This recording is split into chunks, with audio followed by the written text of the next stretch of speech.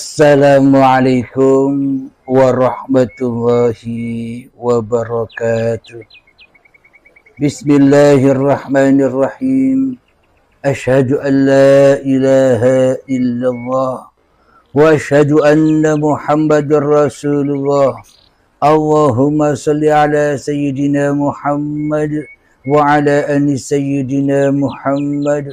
Rabbis rahli sadri wa yassir li amri wahlul 'uqdatam min lisani yafqahu qawli. Amin. Bismillahirrahmanirrahim. Salam hormatku, salam kangenku, salam kasih dan sayangku kepada para jamaah Uripe Allah dimanapun Anda berada, baik yang ada di dalam ataupun yang ada di luar negeri.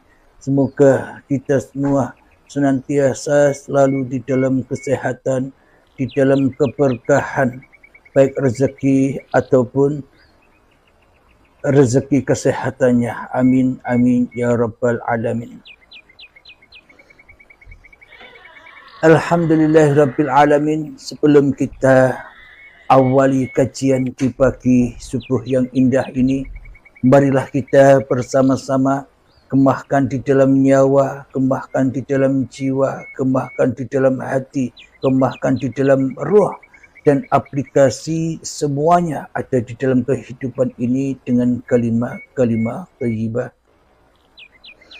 Subhanallah walhamdulillah wa la ilaha illallah wallahu akbar wa la hawla wa la quwwata illa billahil aliyyil azim. Sadaqallahul azim. Pada subuh yang indah ini, kajian kami beri judul Allah hidup sendiri dan Allah mati sendiri. Allah hidup sendiri dan Allah mati sendiri. Allah hidup sendiri dan Allah mati sendiri. Sadaqallahul azim. Judul yang benar-benar ekstrim bagi orang-orang yang belum memahami kajian-kajian di dalam Uripe Allah. Alhamdulillahirabbil alamin. Coba tengok hati kita, resapi, hayati, dalami selama ini. Kitalah yang merasa hidup, bukan? Kitalah yang merasa wujud, bukan? Kitalah yang merasa berkuasa, bukan? Kitalah yang merasa bisa berapa-apa, bukan? Dan kitalah yang merasa bisa ngaku-ngaku sebagai siapa-siapa, bukan? Berarti yang wujud, yang hidup, yang berkuasa, dan yang bisa berperan kepada kita sendiri selama ini siapakah? Tentunya diri kita sendiri, bukan? Mana Allah sebagai Tuhan yang menciptakan kita kedudukannya? Mana Allah sebagai pembuat diri kita kewujudannya? Mana Allah sebagai pencipta kita perannya di dalam tiap-tiap diri manusia? Bila Tuhannya saja gaib, bila Tuhannya saja mati, bila Tuhannya saja tak ada, bila Tuhannya saja tak hadir walaupun sebitir darah di dalam hati kita selama ini. Seolah-olah memang Allah itu Tuhan, seolah-olah bayangan kita saja. Akan tetapi selama ini kita telah murtad, kita telah syirik, kita telah menghina dina, dan kita telah membunuh Tuhan dengan senjata hawa nafsu kita sendiri selama ini tanpa kita sadari. Berarti kita selama ini merasa hidup sendiri, bukan? Berarti kita selama ini merasa punya badan sendiri, bukan? Sehingga kita merasa jadi Tuhannya diri. Sehingga kita menjadi Tuhannya hidup dan badan ini, dan kita menjadi Tuhannya apapun yang kita lakukan selama ini. Alhamdulillahirabbil alamin, sudah bisa dipahami, sudah bisa dihayati, sudah bisa ditafakuri mengenai judul Allah hidup sendiri dan Allah mati sendiri. Lalu bagaimana mungkin Allah dikatakan wujud bagi kita? Lalu bagaimana mungkin Allah dikatakan hidup bagi kita? Lalu bagaimana mungkin Allah dikatakan berkuasa bagi kita? Lalu bagaimana mungkin Allah disebut pencipta, pembuat, penggerak diri kita? Sementara selama ini kita yang jadi Tuhannya. Kita yang merasa hidup, kita yang merasa hadir, kita yang merasa ada di dunia ini tanpa Tuhan. Karena keyakinan kita semua umat manusia nanti ketemu Tuhan hanya di surga saja, yakni kenikmatan yang teragung, kenikmatan yang maha agung, maha besar, maha mulia, hanya ada di surga ketika menyaksikan Allah, ketika menyaksikan Tuhan yang menciptakan alam semesta ini. Keyakinan kita kan selama ini demikian. Coba kita hayati keyakinan kita selama ini. Bila Allah, bila Tuhan, bila Sang Hyang Widi, bila Gusti itu adanya di atas langit atau di dalam surga besok, berarti Allahnya di dunia ini mati dong. Berarti Allah di dunia ini tak ada dong. Berarti Allah di dunia ini tak bisa ngapa-ngapain dong. Bagaimana mungkin kita bisa menyembah yang tak ada? Bagaimana mungkin kita bisa menyembah yang tak wujud? Tentunya yang kita sembah, tentunya yang kita abdi, tentunya yang kita jadikan pemimpin selama ini ya yang wujud, bukan? Yakni hawa nafsu kita sendirilah yang kita jadikan pemimpin hati kita. Itulah aplikasi dari iblis dan setan yang nyata bagi kita, yang selama ini kita silau menghadapi musuh dijadikan Tuhan dan Tuhan dijadikan musuh. Inilah yang dimaksud Allah hidup sendiri, Allah mati sendiri. Jadi hati kita pun prakteknya demikian tanpa kita sadari selama ini. Karena kita beragama, karena kita bertuhan ala iblis, ala setan, ala kafirin, ala musyrikin, ala orang-orang yang mensekutukan dirinya dengan Tuhannya. Seolah-olah kita yang jadi Tuhan, seolah-olah kita yang jadi raja, seolah-olah kita yang jadi pemimpin, otomatis Allahnya mati.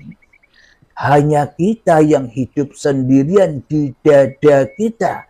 Qiyamuhu binafsihi, tapi qiyamuhu binafsihi, sifatnya Allah telah kita rampas semua selama ini. Seluruh sifat-sifat Allah itu sudah kita akui sebagai sifat diri manusia kita selama ini.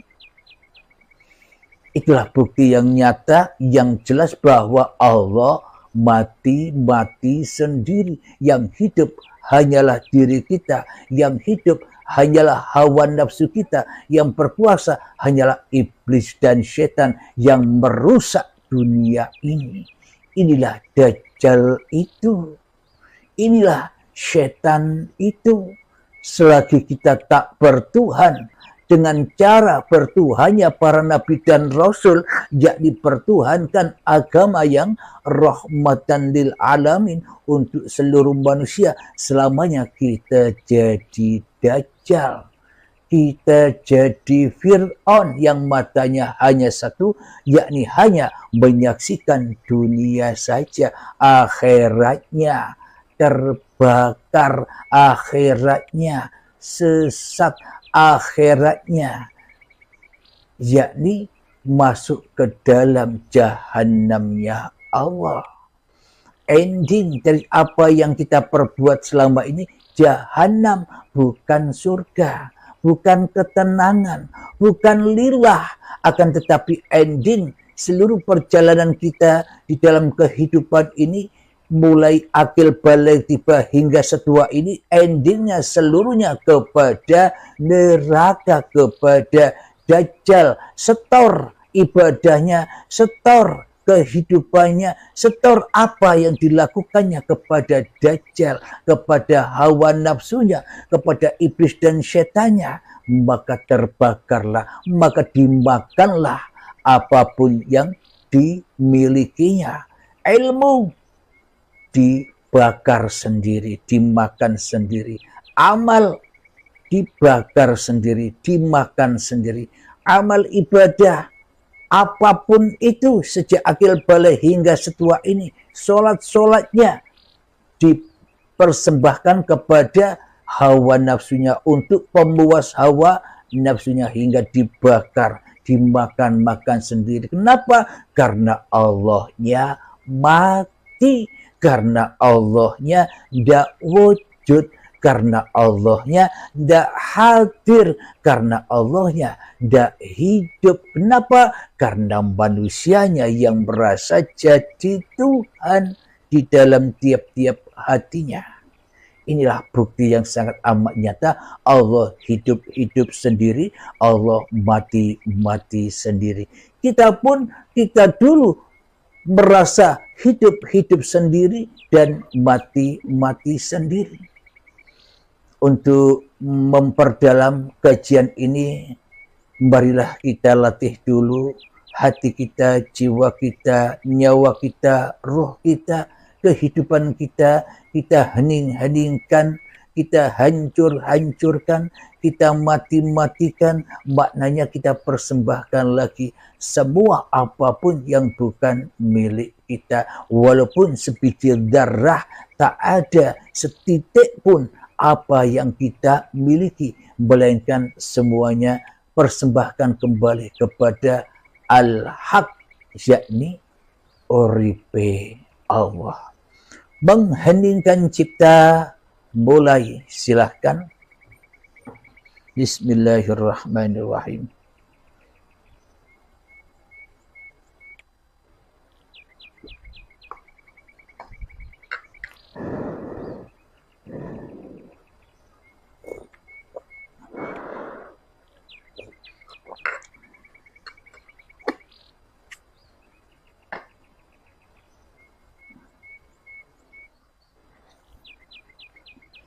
Mengheningkan cipta selesai. Alhamdulillahirabbil alamin. Mari sahabat kita buka Al-Qur'annya di dalam surat Al-Mu'minun ayat yang ke-8.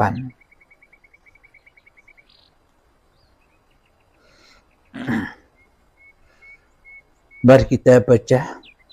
A'udzu billahi minasy syaithanir rajim. Bismillahirrahmanirrahim. Walladzina hum li amanatihim wa ahdihim ra'un. Yang artinya, dan sungguh beruntung orang yang memelihara amanah-amanah dan janjinya. Jadi siapakah orang-orang yang beruntung itu? Orang-orang yang menjaga amanah-amanahnya kehidupan ini. Apapun yang kita lakukan badan ini, dan di antara hidup dan badan, yakni seluruh aktivitas-aktivitas kehidupan kita, inilah amanah-amanah Allah. Inilah ayat-ayatnya Allah. Sehingga Allah hidup lagi. Maknanya manusianya yang mati, Allahnya yang hidup. Bila manusianya yang hidup, Allahnya yang mati. Jadi yang dimaksud mati itu sesebutan Allahnya. Allah kan hanya nama. Allah kan hanya sesebutan saja. Kita pun juga sama. Kita pun juga nama. Abdul Halim nama. Kita pun juga sesebutan yang disebutkan. Uripe Allah saja.